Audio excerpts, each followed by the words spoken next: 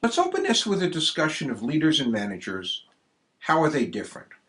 The reason I want to include this discussion right up front is that we tend to use the terms leaders and managers interchangeably when we talk about people running organizations, when we talk about politicians. But there are key distinctions between what leaders do or should do and what managers tend to do in practice. And when we talk about servant leadership, we're really talking about moving away from a managerial role into this leadership role where we're trying to influence people and influence the actions of people. So I think it's important to start off with an introduction that says, what's the difference between a leader and a manager? So let's talk about managers. Now understand that as I describe this, no one is probably a pure manager and no one is probably a pure leader. But if we look at the characteristics that people have when they're in a managerial role, and many people, many people tend to stay in that managerial role, and fewer get out into the leadership role. So let's look at managers. Managers are into rationality and control. Managers arise out of sort of the history of the Industrial Revolution.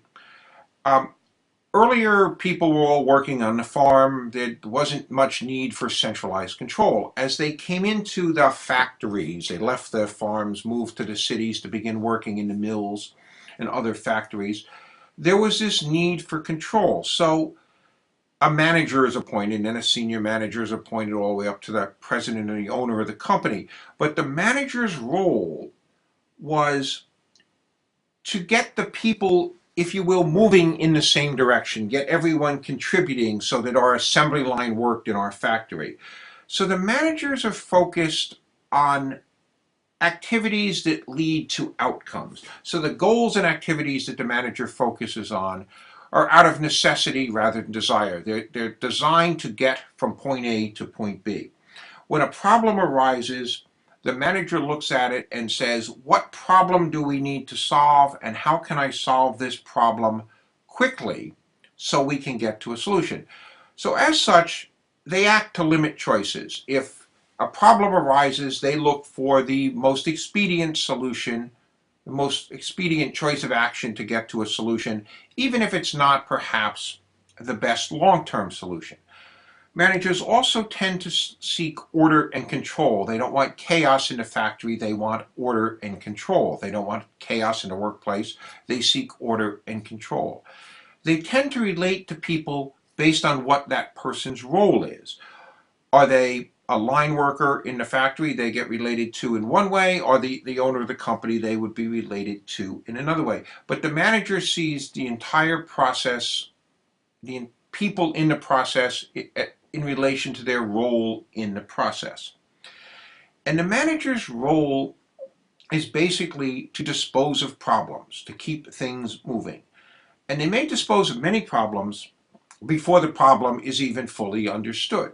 And we see this a lot where companies continue to do things the way things have always been done, even though the world has changed. They're still disposing of problems in the old way. They still see the world the way it was yesterday, the year before, 5, 10 years prior to that.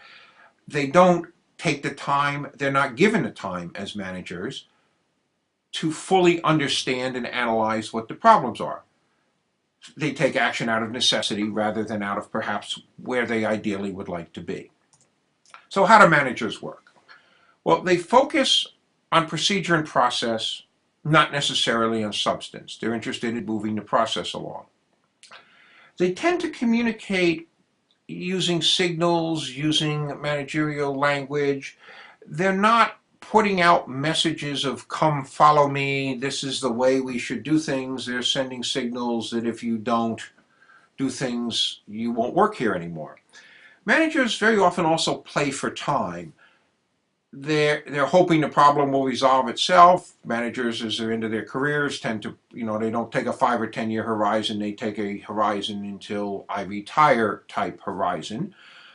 And they're very much interested in solving in the process, not necessarily in whether that decision is necessarily the best for everybody involved. They're interested in the decision that solves the process, solves their problem.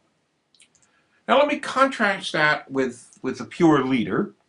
And I'm not saying that a person can't be a leader and a manager at the same time, but people tend to fall into one category or another, and certainly in any job, they might, at one time they might be a leader, at another time they might be a manager. I tend to think we have more managers than we have leaders. So managers use influence. Their idea is to get people to, the definition of leadership is to get people to follow you voluntarily. The manager gets you to follow them because there's some penalty, there's some disruption to the process. The leader gets you to follow them voluntarily because you like where you're being led. So leaders like to change the way people think about what is desirable, what is possible, what is necessary. Leaders don't want to limit choices. Leaders like to see all the possible choices when approaching a problem. They like fresh approaches that help them solve an old problem. They like new ways of looking at old issues. And therefore, leaders are very much concerned with ideas. They're much more intuitive and empathetic than a manager would be. So how does the leader work? Well, in contrast to the manager who likes a structure, leaders are often willing to tolerate chaos and lack of structure. They're willing to look out and see things are messy, and they're okay with the fact that things are messy. They're more like artists, they're more like scientists, they're more like creative thinkers than they are like managers. They're very much, if a manager looks out and sees a messy workplace, he thinks something's wrong with the process. He or she thinks something's wrong with the process. He thinks things perhaps are not being done right. But if a leader looks out and sees messiness, he or she conceptually sees the creativity that might be taking place around that messiness, around that lack of order, because the leader is interested in influencing the people to a change, and that messiness is part of the change. And finally, leaders are open to challenges to their ideas. When someone challenges a manager, the manager perhaps sees it as a challenge to his or her authority.